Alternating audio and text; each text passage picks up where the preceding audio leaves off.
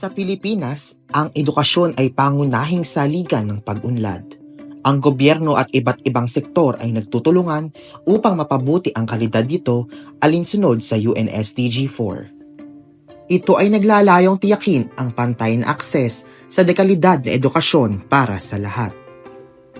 Kasalukuyang kalagayan ng edukasyon. May mga hamon pa rin sa sektor ng edukasyon. Kahit may mga pagpapabuti, maraming paaralan ang kulang sa pasilidad at kagamitan. Ang kahirapan at iba pang suliranin ay nagiging hadlang sa edukasyon ng maraming bata. Pagsusuri sa akses at kalidad ng edukasyon. Nagpapatupad ang gobyerno ng iba't ibang programa tulad ng K-12, scholarship programs at mga proyektong pampaaralan upang mapabuti ang akses at kalidad ng edukasyon. Hakbang tungo sa pag-unlad.